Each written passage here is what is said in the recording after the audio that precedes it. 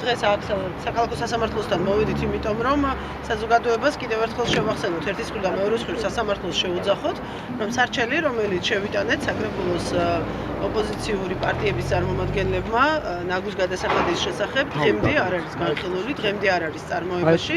მე აგერ მაქვს წამოღებული სარჩელის რეგისტრაციის თარიღი, ეს არის 21 ივლისი, 3 თვე გავიდა, ყველანაირი პროცესუალური ვადა დარღვეულია.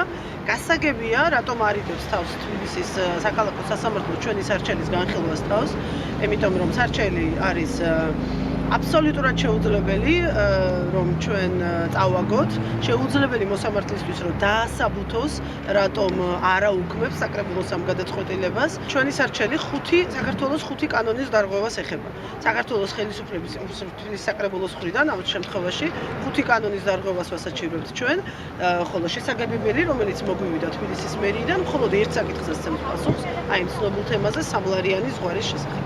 მივმართავთ თბილისის საქალაქო სასამართლოს ხელმძღვანელობას მოსამართლე გრიტიშვილს, რომელსაც დაწერილი აქვს ჩვენი საქმე, რომ დაუყოვნებლივ დაიწყოს ამ საქმის განხილვა, იმიტომ რომ ეკონომიკური ზარალი, ფინანსური შედეგები, ფინანსური ვალდებულებები თბილისელებს უკვე 3 თვეა ძალიან მძიმე პირთად აწევთ, წინ ზამთარია და კიდევ უფრო გაიზრდება ამ გადასახადით გამოწვეული ფინანსური ტვირთი თბილისელებისთვის და ჩვენი ამოცანა არის, რაც შეიძლება სწრაფად დავასრულოთ ეს სასამართლო წარმოება, გავაუქმოთ ეს კანონი და დავაბრუნოთ ის მდგომარეობა, როდესაც ადეკვატური იყო თბილისელების გადასახადი იმ მომსახურებისა, რომელსაც ისინი იღებენ ქალაქის მერიისგან.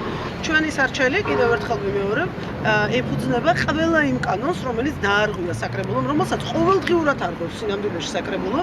წელიწადნახევარია მე ვაფრთხილებ საკრებულოს თავმჯდომარეს, რომ ნებისმიერი გადაწყვეტილება, რომელსაც იმ დარბაზში იღებენ, შეიძლება გაუქმების საფუძველი გაუქმების მიზეზი გახდეს, იმიტომ რომ ყველა პროცედურა ყოველთვის დარღვეულია.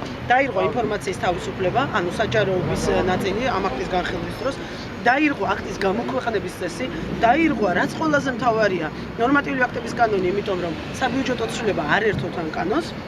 რა თქმა უნდა, მოსაყრელის შესახებ კანონი დარღვეულია და საბიუჯეტო სისტემის შესახებ კანონი დარღვეულია. ქრისტიან დემოკრატებს ჩვენ შევთავაზეთ, უბრალოდ ჩვენ ერთად მოვილაპარაკეთ საკრებულოს ოპოზიციამ, რომ ყველა ერთად შევიტანდით საქმეს, სამწუხაროდ მათი შეთანხმება დაარღვიეს. ამიტომ იმის შემდეგ, რა თქმა უნდა, ამ თემაზე არ ქონია ჩვენთან საუბარი.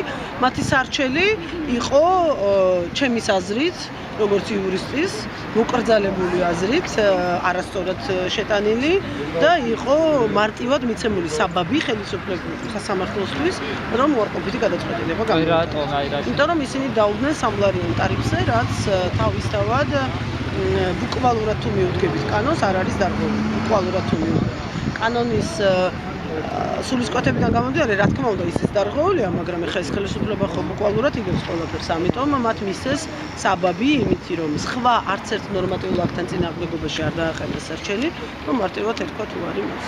საკრებულოში არის უმრავლესობას წარმოადგენს ერთიანი ნაციონალური მოძრაობა, რომელიც პრაქტიკულად ვერანაირ გადაწყვეტილებას თვითონ დამოუკიდებლად ვერ იღებს, მთლიანად თელ დავალებებს იღებს სააკაშვილოსა და უბულავასთან.